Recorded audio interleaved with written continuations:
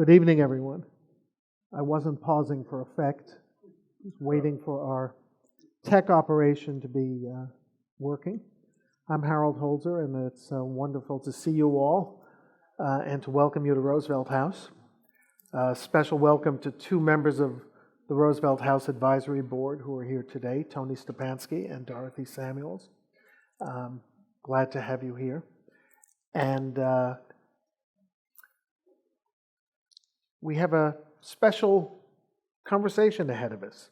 It's always special when we feature the latest scholarship on FDR in any form, on any subject. And tonight we're going to delve into his role as sort of the Admiral-in-Chief of the biggest, most complex, most powerful, most deadly naval war in the history of the world. In his new book, World War II at Sea, A Global History, which I've placed here for you to see, Craig Symonds presents a detailed, harrowing, and ultimately triumphant story of the Allied naval war, and a lot about the Axis naval war, although I will ask you a question about whether there was an Axis naval war. Cheating a little bit because I read the book and heard Craig discuss it already. And the strategic efforts, the luck, the firepower, the industrial might, all the technologies that helped the Allies win victories on several oceans and many seas, as this book points out. Most books are about the one theater or the other, one kind of naval war or the other. Craig really decided here to, as you can see from the length, this is not a prop, this is the real book. I see 770 pages that I just turned to in the index. It is a complicated tale. And Craig, who, as you can tell from the kidding, I hope is a good friend of mine and a longtime friend. So far. He's the only guest who's allowed to interrupt me while I'm doing my introduction. He served for 30 years as a professor of history at the U.S. Naval Academy at Annapolis, during which time he won several teaching awards and wrote some terrific Civil War books, which is how we got to be friends, including Lincoln and His Admirals, which won the 2009 Lincoln Prize. On the World War II side, the subject in which he now specializes, he's written about D-Day and Midway, and then looking at the whole span of naval history, the 5 naval battles that shaped American history. His other prizes include, and boy, these are good names in naval history, the Samuel Eliot Morrison Award for Naval Literature. Can't get better than that, right? Yes, you can. He also won the Theodore and Franklin Roosevelt Award in naval history. So he's run the gamut. And here's another good name. He is currently serving as the visiting Ernest J. King Professor of Maritime History at the U.S. Naval War College in Newport, Rhode Island. Now that the weather has turned nice, we can imagine what a tough assignment that is, right? It's a pleasure, after all of that, to welcome Craig Symonds. Thank you. Roosevelt House. Thank you. Thank you. So I've joked with Craig that this is such a riveting story, no pun intended, to Elizabeth, and we're going to get to that. You'll be very interested. It is, Craig, there are endless disasters at sea in this book. Craig never describes a sinking the same way twice. Ships are battered in the front and the back. I know there are better words for that. They break their backs, they explode into flames, they roll to starboard, they roll to port. I got that right. And even the losses of life. It's not just the literary flair, but an effort not to be benumbed by the casualties and the destruction is a really amazing literary achievement. And it's a brutal story because the numbers are so extraordinary. Along the way, he takes our man, Franklin Roosevelt, on a few sea journeys in the course of the book. Roosevelt, as we know, even before he was Assistant Secretary of the Navy, just loved being at sea, loved being on ships. So I want to start with a story that Craig tells deep in the book, emblematic of FDR's courage and fatalism. It takes place aboard the battleship USS Iowa on November 14th, 1943, as FDR begins his journey to his first summit with Churchill and Stalin at Tehran. And believe it or not, and then I'll stop talking, I promise, it has specific relevance to where we all sit tonight. Craig may not know that, but you tell us this amazing story. Roosevelt's on the Iowa. Well, Roosevelt did love going to sea. He took several lengthy journeys before the war on the USS Houston, probably his favorite cruiser. But in this particular case, he's on the Iowa. Now, he had been overseas to the Casablanca conference, to which he had flown, but he really wanted to go by sea. So the first leg of his lengthy journey all the way to Tehran to meet both Churchill and Stalin was on a new battleship, the USS Iowa. And he loved to be out on the deck with Arthur Prettyman, his valet, and feel the wind and the sea spray in his face. And on one occasion, here's the Iowa surrounded by a number of escorts because of its valuable human cargo. And all of a sudden, there's an announcement over the 1MC, the ship's PA system, that says, "Live torpedo in the water, this is not a drill." And of course, sailors begin running about in frenzy looking for what, is it a U-boat? Are we under attack? What is happening? And Roosevelt's reaction is interesting because he says, Arthur, take me over to the rail. I want to see the torpedo. Which I think says as much about his enthusiasm or as his courage or bravery. He really wanted to see what a live torpedo in the water looked like. Turned out it had been launched by an American destroyer, named for one of Harold's Civil War favorites, Admiral Porter, William Porter. And the torpedo technician who had accidentally launched it, of course, was beside himself. He was distraught. The captain of the Iowa put on full speed, maneuvered to avoid it, eventually detonated in the wake of the battleship. The agitation of the wake convinced the torpedo it had found its target and it exploded just behind the Iowa. But can you imagine a United States battleship with the President of the United States on board, struck by an American torpedo? And, well, of course, the captain of the Porter, the destroyer that launched it, immediately put this young torpedo man under arrest, and he was tried and convicted to serve 14 years hard labor, but Franklin Roosevelt interceded and insisted no one should be punished, for accidents happen in war, and gave him a full presidential pardon, and he continued to serve in the Navy. So that's the story of It's a great story. So So here's the punchline that I've been dying to tell you ever since I read the book.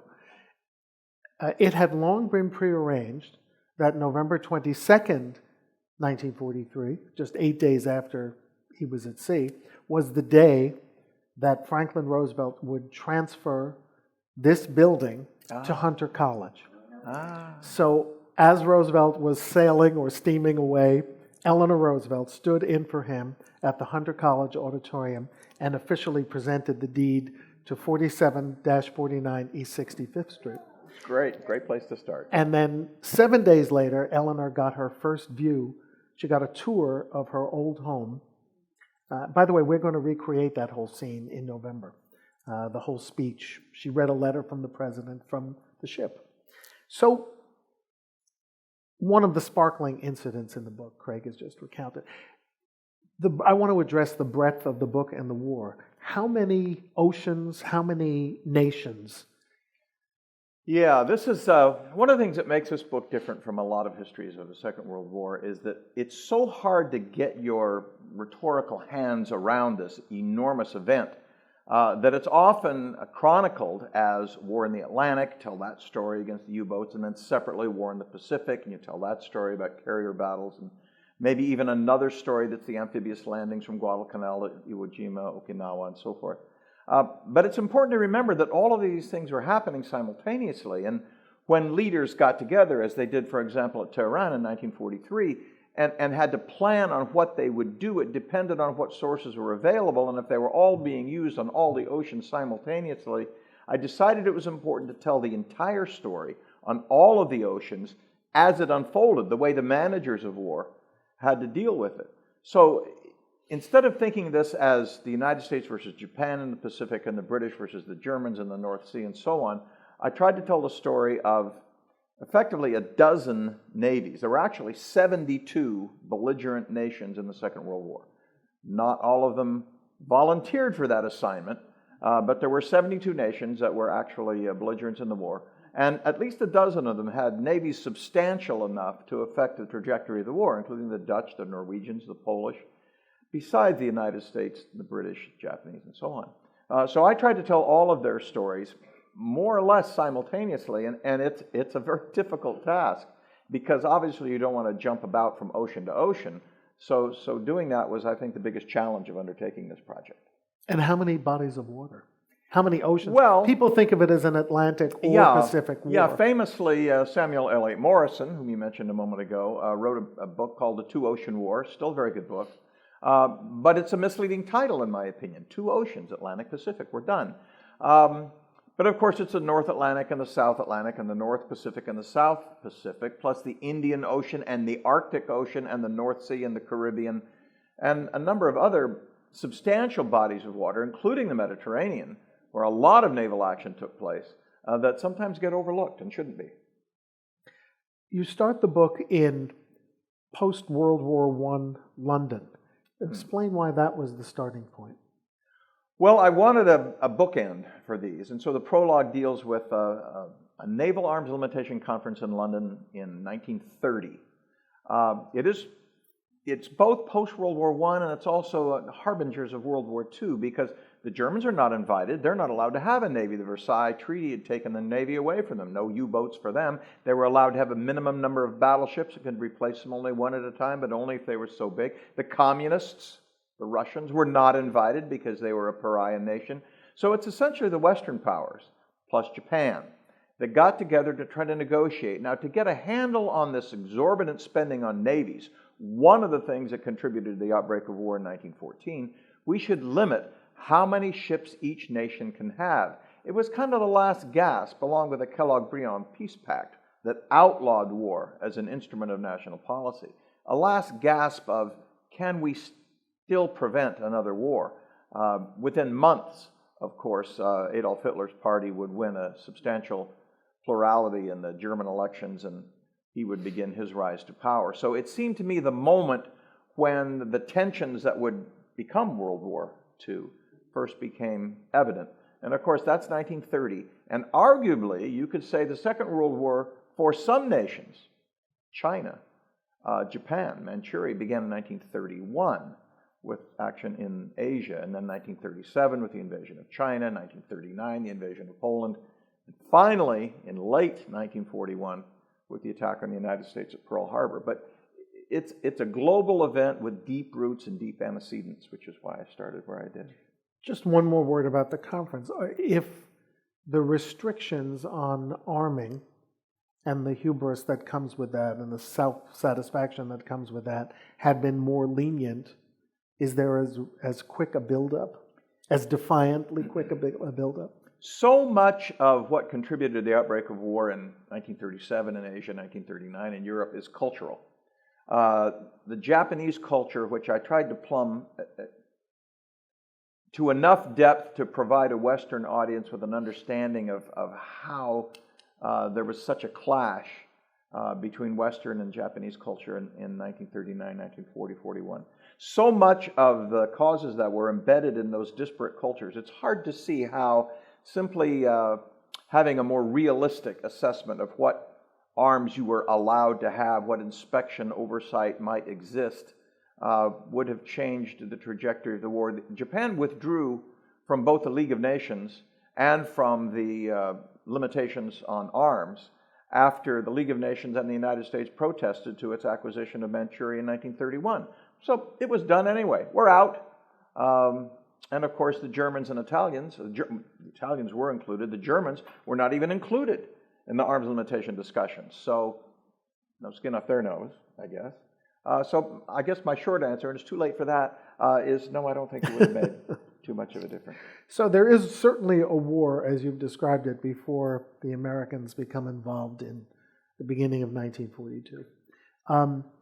But it involved the early Atlantic War between Germany and Britain involved many American ships. It did. So tell us about that, the Lend-Lease War there, the U-boat war. Yeah, and I think given that we're at Roosevelt House, it's important to mention that I think there are a number of Americans who are unaware, perhaps not in this audience, but I think generally, that the United States fought, and Roosevelt personally fought, an undeclared naval war against the Kriegsmarine, the German Navy, from 1940, really, all through 1940 and increasingly to 1941, moving the line. At first he had a neutrality zone 100 miles off the American coast, then 200, then half, split the Atlantic Ocean in half, and then in a famous conversation with Harry Hopkins, he had a copy of National Geographic on the desk, and Roosevelt pulled out a map and drew a line roughly from Iceland down to the Azores and said, we will assume responsibility for convoys west of this line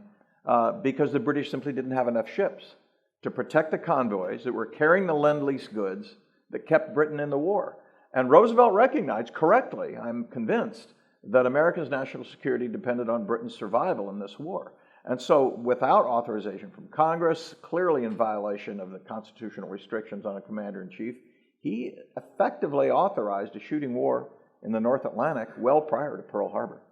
But it was brutal, right? I mean, these convoys are surrounded by ships of war, but the U-boats own the sea at this point. Well, yes and no. The U-boats operated famously in wolf packs. You know, Karl Dönitz, who was the head of the U-boat arm of the Kriegsmarine, set up a reconnaissance line of U-boats, and they would identify a convoy and then flash that information to Courneval, Dönitz's headquarters on the coast of France. He would then congregate the U-boats to attack that convoy, and they attacked at night on the surface. The British had developed something they called ASDIC, later the Americans would rename it sonar, that could track a submerged submarine. They thought, oh, well, we've got this covered, right? Submarines can't hide underwater anymore. But they didn't bother. They attacked on the surface at night. And so it wasn't until radar was introduced in large numbers that the Allies got a little bit of a control of this. But it was absolutely a brutal contest. There were convoys of 40 to 60 ships, early on escorted sometimes by a single escort, later on by 1943, 6, 7, 8, or even 12 escorts. And that's when the Allies, I think, took control of the Battle of the Atlantic. But one of the things I had to do in describing the Battle of the Atlantic was do it in chunks, in separate chapters. So the War on Trade in 1940 was very different from the War on Trade in 1943. The technology had changed, the circumstances had changed. Again, it's a complex global problem. But yes, the Battle of the Atlantic, not as flashy as a single confrontation like the Battle of Midway, the Battle of the Philippine Sea, Leyte Gulf, because it's a long, wasting, horrible confrontation that lasts for a good 2.5, 3 years. So you have a terrific description of Pearl Harbor, and Pearl Harbor is always of interest to our Roosevelt crowd for many reasons, and I'm sure we'll get the inevitable questions in the question period, which we'll give to you shortly. But you make a really interesting point about how much worse the catastrophe could have been for the United States Navy had something not happened about aircraft carriers. Yeah. In 1941, the understanding that the aircraft carrier would supplant the battleship as the queen of naval warfare. A few people had cottoned on to that, had figured it out. I think Ernest King was one, Chester Nimitz was one, Isaroko Yamamoto was certainly one. And one of the clear targets of the Japanese attack on Pearl Harbor on December 7th, 1941, was the American aircraft carriers. But the Americans had broken enough of the Japanese diplomatic code, not the operational code, that's a separate story which maybe we'll get to later, but enough of the diplomatic code to understand that the Japanese were just about through negotiating. And that information was passed on to the Navy office, Chief of Naval Operations, Admiral Stark, sent out a war warning on November 27th, 1940, well in advance of the Japanese attack. This is to be considered a war warning. War may break out at any moment. Take suitable precautions.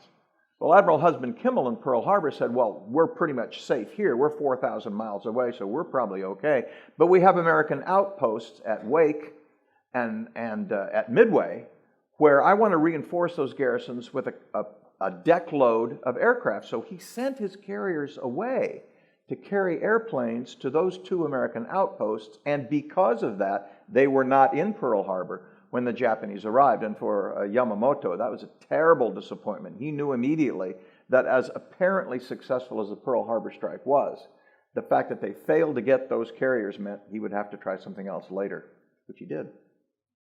A lot of the story ultimately becomes a story of American productivity, because we are just producing ships faster than the Germans and the Japanese can sink them. Yeah. And just tell us a little bit about what you focus on in terms of shipyards, domestic workers, and...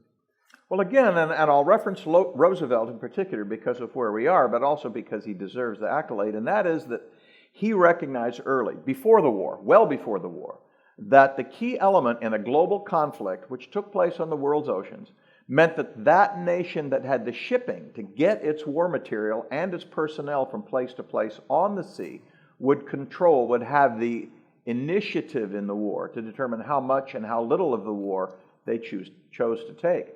Up to that point, up to 1939, 1940, the United States had never built more than 1 million tons of shipping in a year. That's deadweight tons. So he put together what he called under the rules of a limited national emergency. He created a warshipping administration and insisted that next year I want 7 million tons of shipping. And the year after that I want 9 million tons of shipping. Well, once the United States got into the war in 1941, George Marshall, the Army Chief of Staff, came to him and said, if we're serious about launching a cross-channel operation from Britain into Nazi-occupied Germany, ever, we're going to need a lot more shipping than we have now. Roosevelt did a little math on a piece of paper and called in his warshipping administrative chief, a retired admiral named Emery Scott Land, and said, Admiral Land, changed my mind. Now I want 13 million tons of shipping this year and 15 million tons of shipping next year. They were numbers so outrageous that Land thought, you can't possibly be serious. And yet we did it. And that underscores an argument that I've made elsewhere, which is that the 3 things that allowed the Allies to win the Second World War were British grit, holding on for a full year from June of 1940, when France surrendered, till June of 1941, when Hitler stupidly invaded the Soviet Union. In that 1 year, the British were alone. So British grit, Russian blood, pouring out a generation of blood into the Eastern Front, tying down the Wehrmacht, 200 divisions of the Wehrmacht, and American industrial productivity. Because, as Harold said, we built ships faster than the most efficient U-boat force ever constructed could sink them. And after that, it didn't matter how efficient the U-boats were. It mattered, obviously, to the people being sunk and abandoned on the North Atlantic in those lifeboats. But in terms of the strategic impact of that decision, the U-boats could never get ahead of American productivity after about January of 1943. You raise a point. It is a good moment for me to ask a question I wanted to ask. You talked about technological might and reduced U-boat efficiency not being very consoling to people who were still victims. No. But I'm wondering how technology and the might of technology changes the morality of war. At the beginning of the war, we have casualties at sea, and we have Germans picking up British survivors, and we have the British picking up German survivors. As the war goes on, not only are survivors holding on to debris at sea not rescued, but some of them are strafed and killed, right? So how does that all change, and why? Well, it's interesting. In 1930, we started with the London Conference of 1930. They failed to succeed in getting any reduction on the number of submarines. Submarines are, the Americans and the British tried to get them outlawed, like germ warfare. But the French and the Italians said, no, smaller nations need these as a defensive so submarines survive. But they did sign a protocol. And the protocol was that before a submarine sinks a ship, it must stop that ship, board it with a boarding party, inspect its papers, determine that in fact it carried a contraband cargo, give the personnel on board a chance to get in the lifeboats and well away from the ship, and then sink it. That lasted about a week. It happened, what did happen, and Harold, you touch on this, and I think you're absolutely right, is that they would sometimes come up alongside those lifeboats and say, the nearest land bears 200 miles in that direction, here's a compass heading, do you have enough fresh water? They would do that kind of thing in 1940. By 41, that's gone. And by 42, they're machine gunning survivors in the water. And not just the U-boats. The Americans are doing it in the Pacific to the Japanese. And the Japanese are doing it to the Americans. And by 1943, there's no such thing as a prisoner. Rather famously, on the island of Tarawa, it was defended by 5,000 Japanese. At the end of 3 days of fighting, 17 were taken alive. But more to the point, I suppose, is a case that I do cite in the book of an American submarine that sunk 3 Japanese transports. And there were, lifeboats in the water. And the submarine came up, and the captain ordered man the guns, and they killed everybody in the lifeboats. Just strafed them. Eyewitness says it was like cleaning the street with a fire hose. And he got the Distinguished Service Medal for it. So that's what had happened to war. War is an accelerator of a lot of things. Technology, to be sure, which you mentioned. But also, it has an impact on what's tolerable. And as human beings, we all need to remember that. War has a cost. Quite beyond the human physical cost, there's also a moral cost.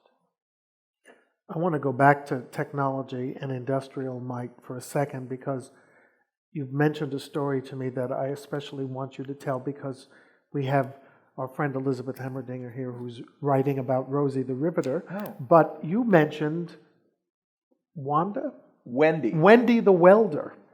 So why is Wendy the Welder as important as Rosie the Riveter? As heartbreaking as this is. In part, it depends on the service. The Army Air Corps, later the Army Air Force, and now, of course, the U.S. Air Force. Planes were often among the first American factories to hire women workers in large numbers were the Air Force, the airplane production assembly lines. And there the planes were riveted together. But think about it. If you're going to rivet a joint on 2 pieces of metal, they have to overlap by a couple of inches, and you drill holes through the metal and you rivet them closed. If you join them end to end, you save about 4 inches of steel, you save weight, and then you weld them top to bottom. Now, the downside of that is a weld will not hold as well. In a rough sea in the North Atlantic, there are actually cases of ships welded together that just came apart. I love a sailor's description of this. He said it was just like a run in a woman's stocking. Zip! And the ship came apart.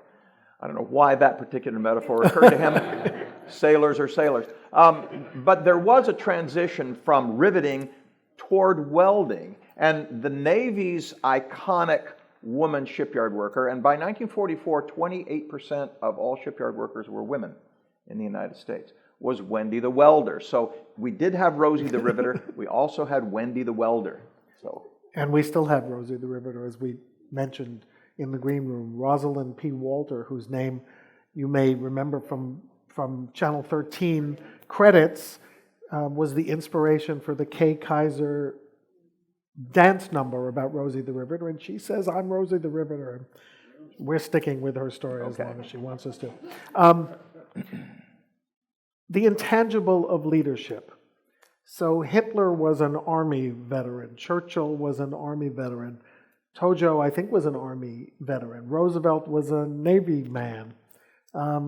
How did their personal knowledge and strategic direction affect the naval war?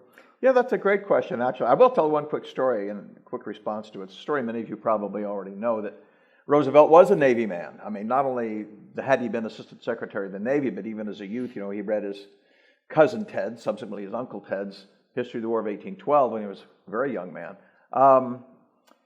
and always conceived of himself. When he talked about the time when he served under Wilson as Assistant Secretary, he always talked about it as when I was in the Navy. Yeah. Now, of course, technically he was not in the Navy, but that's okay. We'll accept that. But what really bothered the Army Chief of Staff, George C. Marshall, who, in my opinion, one of the great unsung heroes of the Second World War, because he was a quiet man behind the scenes who orchestrated war rather than leading battle with a bayonet in his teeth. But George C. Marshall told the president once, he said, "Sir, I don't mind it that you give preference to the Navy. I understand that, but it does bother me when you refer to the Navy as us and the Army as them."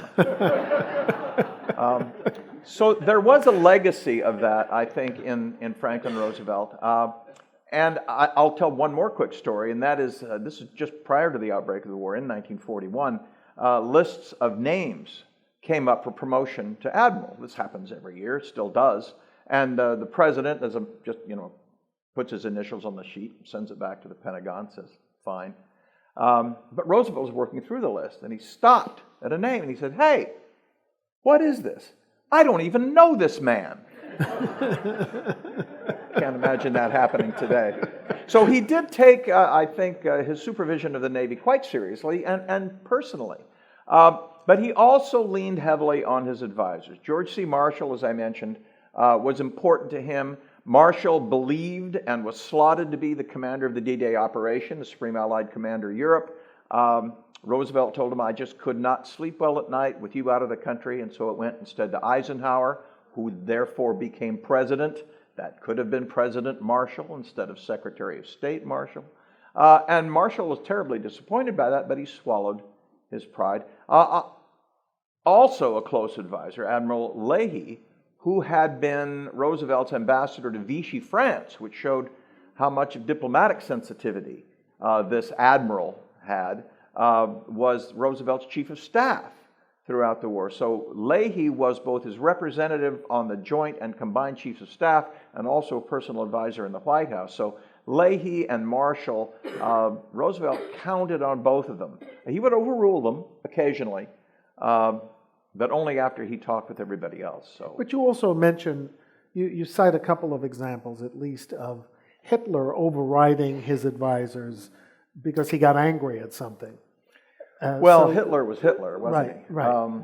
But interfering, and maybe to a costly degree. I won't say the difference between Roosevelt and Hitler, but I'll say one of the many, many differences between Roosevelt and Hitler is that Hitler absolutely believed he was infallible. He was the genius that his propaganda machine said that he was, and he took that propaganda seriously, and therefore felt he could overrule his generals.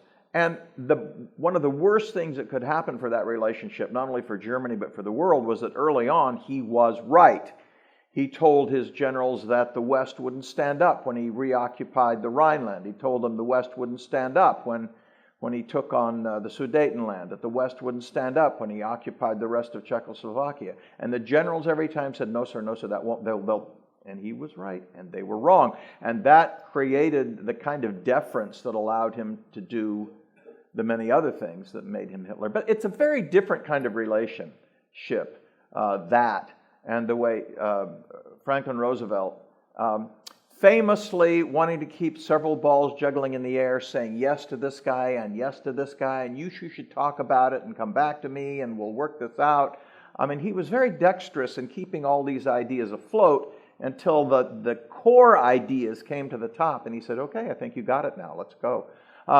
Nothing at all like the way Hitler overruled his uniformed generals. A word about the technological innovations. You alluded to sonar and radar, and one of the great episodes in the book deals with the code-breaking operations that were going on at Pearl Harbor. Less famous than Bletchley Park, perhaps, because that inspired a BBC Masterpiece Theater show. But you talk about the Pearl Harbor station, and we both came to know someone who worked there. We just didn't know until the end of her life that she was one of the Pearl Harbor code breakers. And you must tell the story of when a code was broken and a decision had to be made about whether to go after a visitor. I know. I believe I know what you're referring to. I hope so. Now, let me make a general comment about the code breaking here. First of all, there were several codes. I mentioned the diplomatic code, sometimes called Purple, sometimes called Magic, We reading bits of that even before the war, enough to allow us to appreciate when the Japanese were being serious and when they were not in terms of ongoing negotiations. That allowed us to send out the war warning. Separate from that is the Japanese operational code, the particular element of which was in play at the time was JN25B, Bravo. It was extraordinarily complex and very difficult to break, and we never, ever broke it completely. There's sort of a tradition that somehow the code breakers at Station Hypo, as it was called in Hawaii, had broken this code and we were reading their mail, like opening their mail and, aha, I see what you're going to do. It wasn't like that at all. We could get little snippets, bits, pieces, a name, a location, a date, and try to cobble together from different messages what we thought it meant. So it's not just the ability to crack into pieces of that code. It's also the ability to interpret correctly what the code means. And all of that fell upon this group of code breakers in Hawaii that Admiral Nimitz, the Pacific Fleet commander, came to trust and depended on heavily, and had a very important role in terms of deciding that he would confront the attack on Midway, for example. But the one Harold's referring to is really an interesting one, and it creates a moral dilemma as well as a strategic one, and that is that they found a code that seemed to be an itinerary, a message, an itinerary for the Japanese commander of the combined fleet, Yamamoto himself. And he was flying out to Bougainville to talk to this particular garrison. So we knew when and where and roughly under what circumstance he was arriving. The question is, what do we do about it? One is a moral question. And that moral question is, people die, thousands of people, millions of people die in war. But this is an assassination. We know it's a specific individual, and we go after him, and we get him, and we kill him. Is that who we are? The other question is, well, wait a minute, we'd have to fly way out of our way with range-extending belly tanks on the planes and be in a place where American airplanes had never been before to intercept this particular flight. The Japanese are going to say, how did they know? They're reading our code. They would change the code, and we'd lose a vital source of information. So do we do it? And it was Nimitz, I believe, who decided. There's a tradition that the query went all the way up to Roosevelt. I've never found any evidence that it's true. It's people speculating about Roosevelt and his Secretary of the Navy at midnight in the Oval Office talking about, shall we kill Yamamoto? I have not found any evidence that happened. I think Nimitz himself said, he's in uniform, he's my opposite number, they would kill me in a heartbeat if they had a chance. It will help us in our war because he's their best commander. Take him out. And so they sent a squadron of P-38s, long-range P-38s out and shot down and killed Admiral Yamamoto in April of 1943. And the Japanese went the rest of the war without him. So that's a measure of... But they didn't realize the code was broken, right? What they did, they immediately put out a cover story that an Australian coast watcher had reported a flight of Japanese bombers heading down the Solomon Island archipelago and had reported it, and that's why the planes went out. The Japanese bought that and did not change the code. And Yamamoto was gone. And Yamamoto was killed. So I promise you that Craig goes over the great famous battles of the Pacific in this book. And I will leave it to you to do the right thing and buy the book upstairs so that you can get that information and as vividly told as he tells these stories. I want to talk about the encounter that I thought was the most extraordinary, about which I knew nothing, and that is the battle for Malta. Oh. Why Malta and what happened? Yeah. I know that's a long... Not a story many Americans know. I mean, again, this derives from the notion that there was an Atlantic war against the U-boat and a Pacific war against the Mediterranean. Malta, what is that tiny little island? If you drew a crosshairs through the Mediterranean, it would be right in the middle of that crosshairs. It was a key stepping stone from Gibraltar to Suez for the British, and from Italy, Naples in particular, to Libya, North Africa, for the Axis powers. So its importance could hardly be overstated, not to the Americans particularly, but of course to the British, to the Germans, to the Italians. And so the Germans and Italians tried to take it out by bombing, and they bombed it extensively. One of the most stunning pieces of data that I derived in doing this study is that more Axis bombs fell on the tiny island of Malta In April 1940, the single month of April 1942, then fell on London in the entirety of the Blitz. So this little island is pretty well pummeled to pieces, and so the British put together a convoy of just 14 transport ships. We talked earlier about shipping and how important shipping was to the war. These 14 ships are all they could cobble together, and one tanker, and made that perilous voyage from Scotland, Glasgow in Scotland, down to the Mediterranean, through the Straits of Gibraltar, and across the eastern Mediterranean to Malta, under attack every single day by U-boats, airplanes, surface ships. It's a harrowing story, and just barely made it. In fact, only 4 of the 14 ships made it.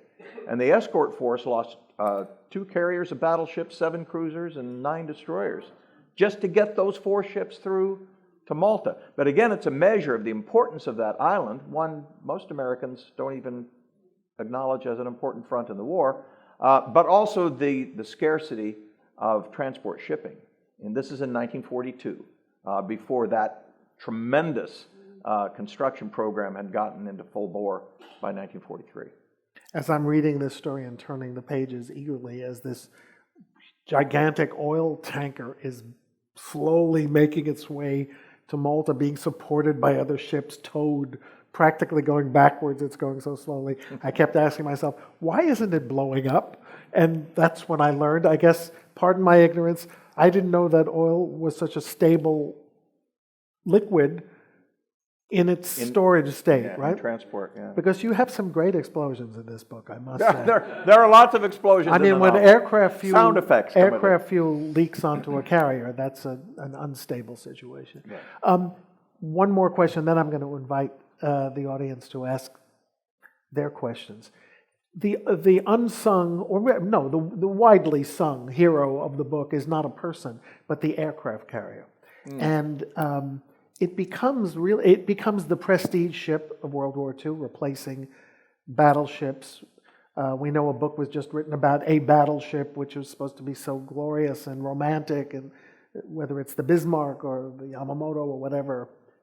But the aircraft carrier makes the difference, right? Yeah, and that's a transition that takes place during the course of the war. The Japanese attacked the American fleet in the Pacific. I mean, Yamamoto did want to get those carriers, but the fact that they virtually destroyed, the American battleship fleet was considered a tremendous victory, a wonderful victory. The pursuit and destruction of the Bismarck in the North Atlantic by the British, before the United States even got into that war, was considered tremendous. The loss of the HMS Prince of Wales, one of the brand new battleships of the Royal Navy in the South China Sea, just 3 days after Pearl Harbor, was, major headlines.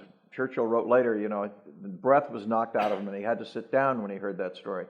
But then it becomes apparent as the war goes on, the battleships are big and expensive and powerful and beautiful, but they don't have the range, they don't have the hitting power that a carrier does. So the nation that can build ships during the crisis, the newest cutting-edge kinds of ships, in the case of the United States, the Essex-class aircraft carrier, 35,000, 40,000 ton displacement, capable of carrying 90 airplanes that can deliver ordnance from 200 miles away. Battleships are helpless in front of Essex-class carriers, and we built scores of them. As an example, in 1942, during the Battle of Midway, the United States had, I'll call it, 2.5 carriers in the Pacific. 2 that were fully functional and 1 that was barely afloat because it had been crippled in the Battle of the Coral Sea. Nimitz sent all 3 of them out to confront the Japanese, and through a series of circumstances that you can read about in the book, managed to be successful. So 2.5, and how desperately Nimitz had to scrape together those 2.5. In 1945, when the peace treaty was signed in Tokyo Bay, the United States had 103. So, aircraft carriers. Now, some of those are what we call the escort carriers, jeep carriers, not quite as big, but they were as big as the carriers that the United States had in 1940. So it's a remarkable story of productivity. So I'm going to ask who might have a question, and this lady in the back had her hand up first. Hi, when you're talking about leadership, I wondered why Roosevelt picked Nimitz to run the war in the Pacific, since Nimitz was relatively junior. Yeah, that's a great question. Nimitz was junior. There were, I've forgotten, 42, I think, admirals above him on the seniority list at the time he was selected. Interestingly enough, Roosevelt had actually targeted him for that job the year before. Had gone to Nimitz, who was acting as chief of Bureau of Personnel, and asked him to take that job. And Nimitz said, Mr. President, I can't. I should not. There are too many people ahead of me on the seniority list. It would upset people in the Navy if you did that, so please appoint someone else, which is when he selected Admiral Husband Kimmel. Now, of course, poor Kimmel is the guy who's, holding the bag, so to speak, when the Japanese do attack Pearl Harbor, never recovered from that, and there's an ongoing, still, argument about the extent to which he should have been held responsible for that. Was the Navy underprepared? Why were not more people on duty on a Sunday morning, and so on? That's a separate issue. But Nimitz would have been the one in that position December 7th, 1941, had he accepted the job. Well, after Pearl Harbor, it's obvious Kimmel can't keep that job. Kimmel knows it. He resigns immediately. His temporary replacement was a guy named Pye, P-Y-E. But Roosevelt is supposed to have said, and there are several oral statements of this. I haven't found a piece of paper ever that says it, but several witnesses who said Roosevelt has said, well, that's it. Tell Nimitz to get the hell out to Pearl Harbor and don't come back till the war is won. So in other words, Nimitz was the guy he wanted initially. And now that this had happened, he's definitely the guy he wants. So he recognized in Nimitz... And there's no refusing in wartime. No refusing in wartime, absolutely not. And I think he recognized in Nimitz the kind of quiet, cool, contemplative, thoughtful, cerebral commander who could organize and orchestrate that war. He's not a Halsey, he's not a Patton, he's not flash and dash, but that's the guy you want in charge. This gentleman here. Wait for the mic, please. Yes, I have an impression that Japan never had a chance with the United States at sea. Okay, so what do you think about that? Is there a scenario under which Japan could have won the war? And the second question is, how much help did Russia receive through the convoy system, and how much of that help contributed to Russia surviving the Nazi onslaught? Okay, that's three questions, but that's okay. Let me start with the first one. The Japanese explained this to themselves this way. We cannot defeat the United States Navy in an open war. Their economy is more than 12 times the size of our economy. They can outbuild us, unless we can knock them back off their feet on the first day. That'll buy us 6 months' time. In that 6 months' time, we will conquer the resource base in South Asia. Remember, this war is not about the United States. This war is about the resources of the Dutch East Indies, Malaya, Borneo, Sumatra, Java. That's where the oil and the rubber and the tin and all of the raw materials that Japan doesn't have and has to have to be an industrial power, that's where they are. They are orphaned colonies of defeated European powers, and Japan's going to take them, and they knock the United States out of the way while they seize it. Then, in that 6-month period, they will erect a defensive barrier by occupying all the islands of Micronesia in the South Pacific. The United States will, of course, try to come back. And they'll attack one island, and they'll take losses, and then another, and they'll take losses. And they'll win most of these battles, but they'll take losses as they do so. And a year will pass, and 2 years will pass, and 3 years will pass. And the feckless Americans who like to go to movies and dance in Charleston, they'll get tired of this, and they'll say, oh, the hell with it, let's negotiate.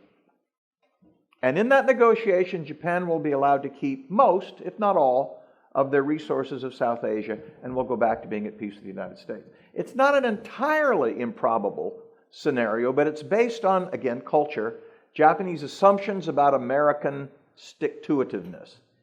And it might even have had a chance if they hadn't attacked Pearl Harbor unannounced on the morning of December 7th. Because as a rule, we don't like wars that last 10 years.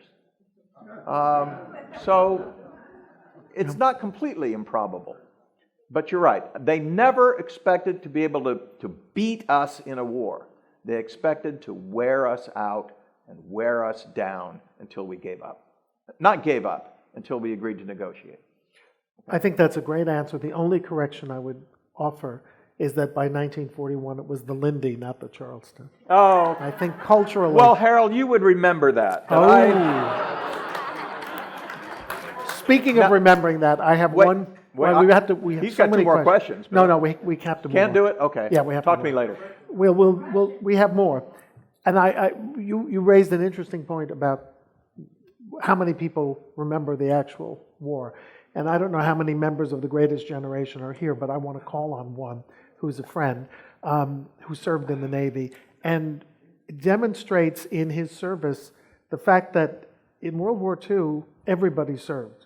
I mean, now we have volunteer armies, and the nitty-gritty on the ground barely touches most Americans at home, except service families who are volunteers.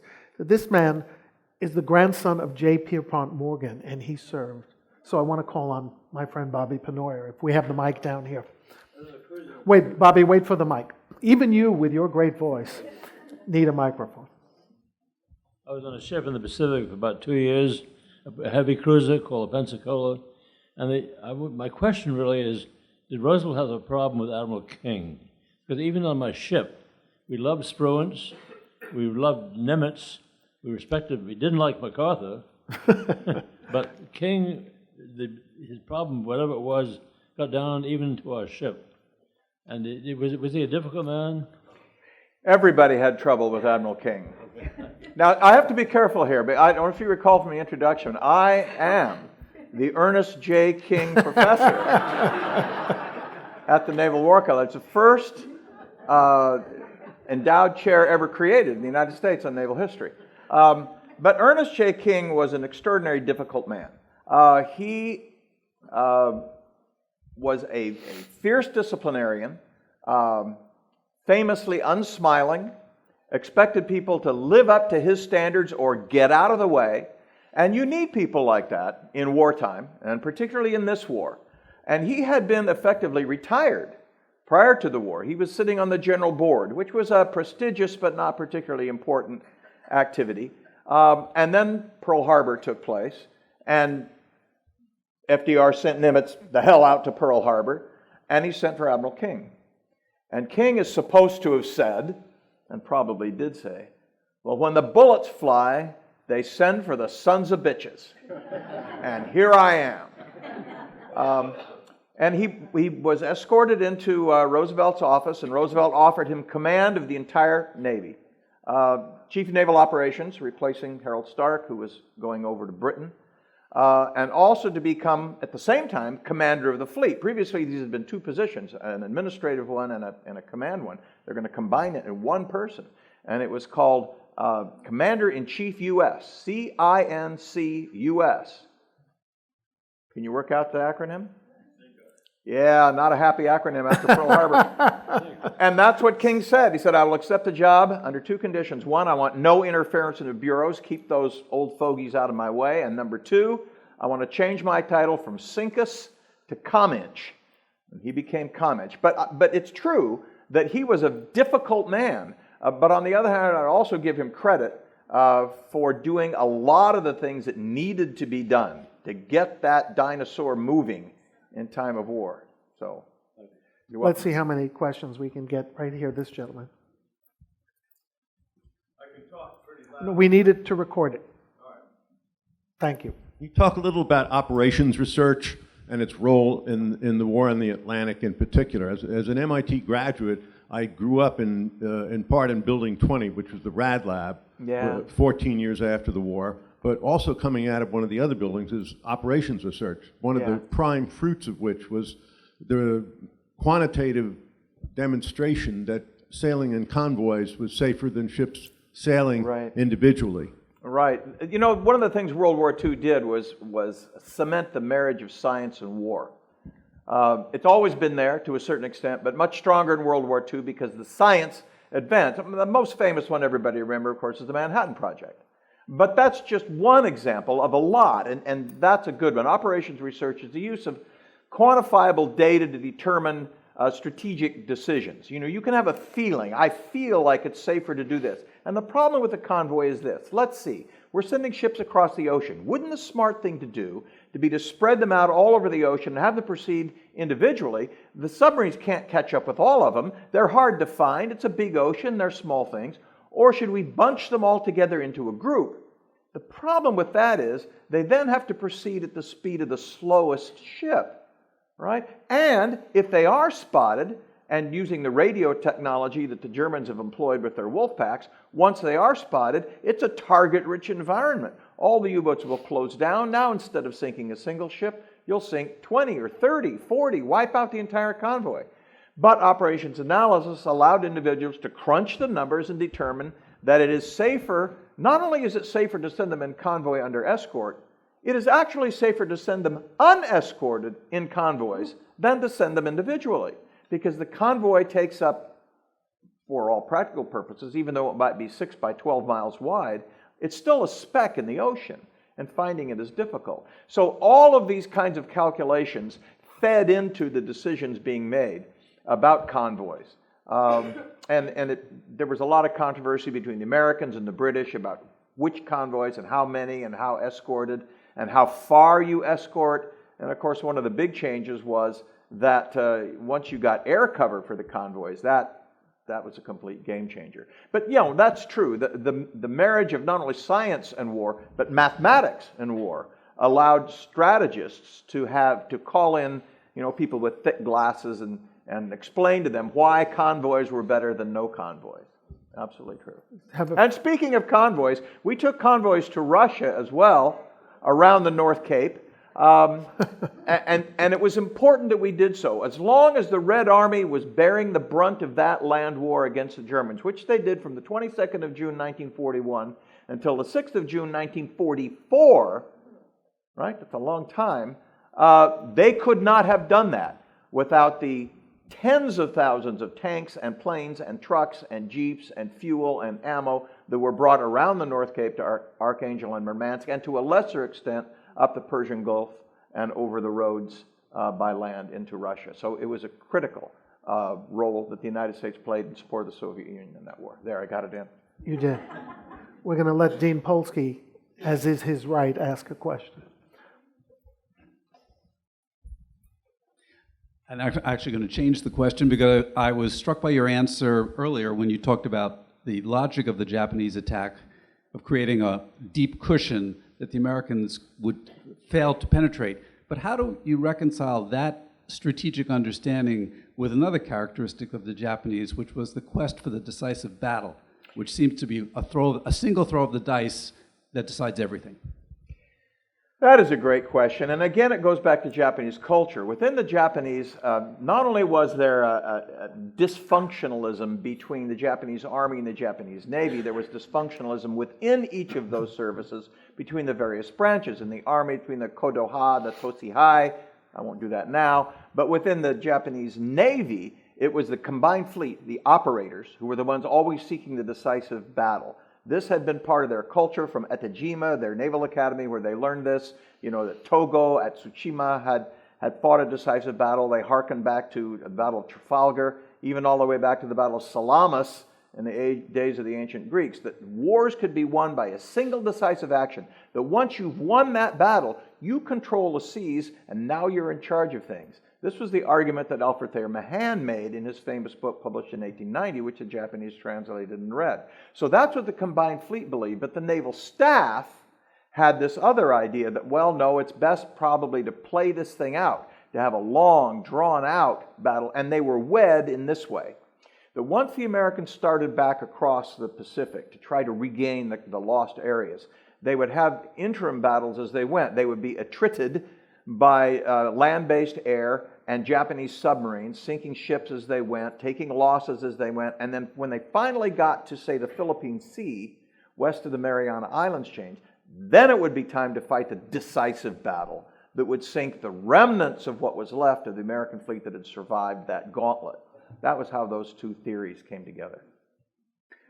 This is such a rich discussion. We just have time for a couple more right here.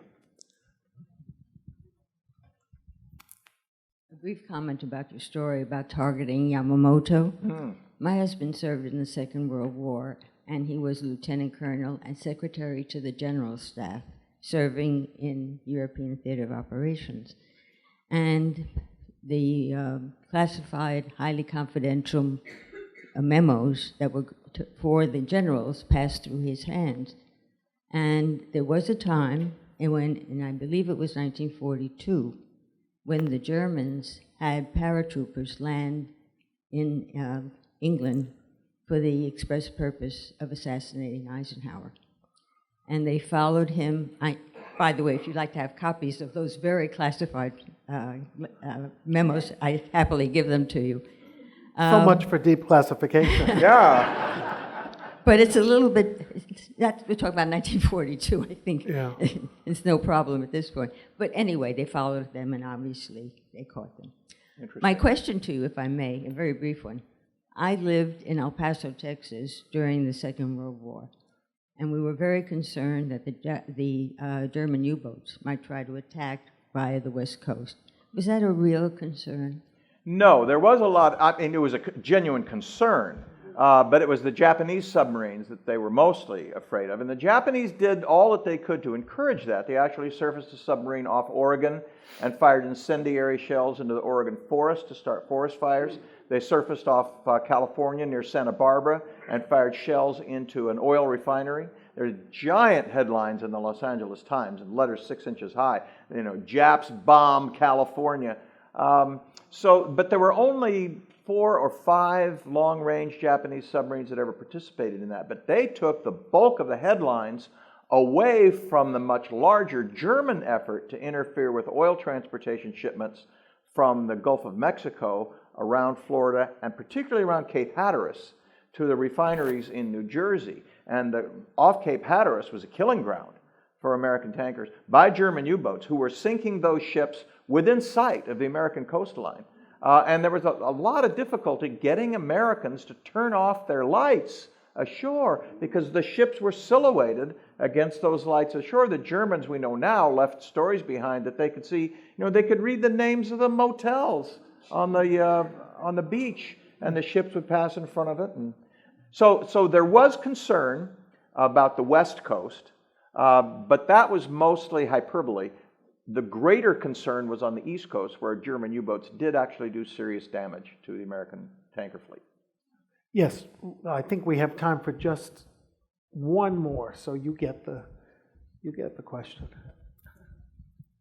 I've read that until 1928, the U.S. and Japan had signed peace treaties and for some reason ceased doing so then. And I'm wondering why. And also, why was the fleet left in Pearl Harbor? Because wasn't it the custom to bring it back to California for the winter? Once again, that's 2 questions. Remind me of the first one again. The peace treaties. Japan, most people don't realize, had been an ally in World War I. Japan had been on the Allied side, along with the British, the French, the Americans, and the Japanese, against the Germans, the Austrians, and the Turks, and had participated in Versailles. Didn't get as much out of it as they thought they should have. They did get, however, a mandate from the League of Nations to watch over the formerly German colonies in the Western Pacific, which is how the Marianas, the Bismarck Archipelago, the Carolines, the Marshalls became Japanese territories, given them by the League of Nations. Now, according to the codicil, they were not allowed to fortify those islands. They did anyway, of course. But then in the years after that, Britain decided not to renew the Anglo-Japanese Treaty. And Japan said, well, fine with us, we'll go on our own now. And once Japan's ties grew closer to Germany, it was Japan that made the decision they did not want to have any more agreements, treaties of alliance. They weren't really treaties of alliance, but treaties of friendship between themselves and the Western powers. They thought they would be better off on their own, out of the League of Nations, out of the Disarmament Treaty Agreement, and out of the alliance with Britain. And that's how they ended up in the Axis camp in the Second World War. Fleet home for the winter. Yeah, that was an attempt by Franklin Roosevelt, I'm glad we can return to our namesake here, to try to bring pressure on the Japanese to behave themselves. The Japanese were trying to take advantage of of the orphaned colonies in South Asia, particularly French Indochina. With the defeat of France in the spring and summer of 1940, Indochina became an orphan, and the Japanese moved into it under the pretext that there was unrest, and they had to settle the unrest. Nobody bought that, of course, but Roosevelt was trying to bring pressure on them. One way you bring pressure is with economic sanctions, and of course, famously, the denial of scrap iron, subsequently and critically, the denial of aviation fuel to the Japanese is what contributed to their decision to strike.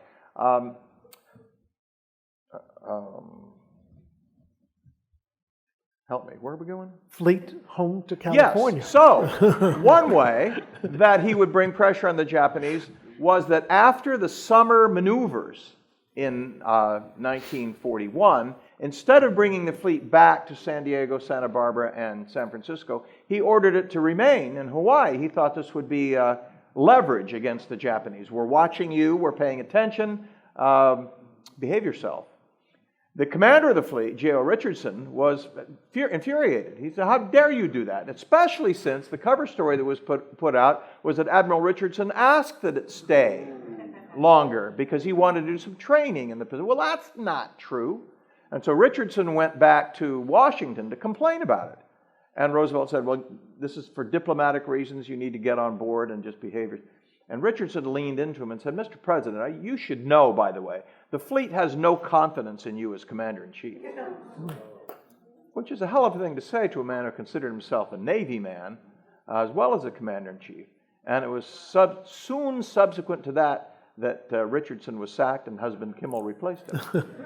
But the short answer to your question is that the fleet was there to act as a deterrent force against further Japanese adventurism in Indochina. So I will take the last word to say that when Craig Simons arrived in New York a few days ago, his book had just come out. It was respectably in a good position on Amazon as it debuted. And I don't know how many of you saw the Wall Street Journal review on Saturday. In the 48 hours since, Craig rose steadily in the bestseller lists to number 40. And if you read how many Dr. Seuss books are between 1 and 40, you can appreciate what that means. And today he got the most flattering listing ever. He is officially out of stock. So if you want a book, come upstairs and buy one, and we thank Craig Simons. Thank you. Good job.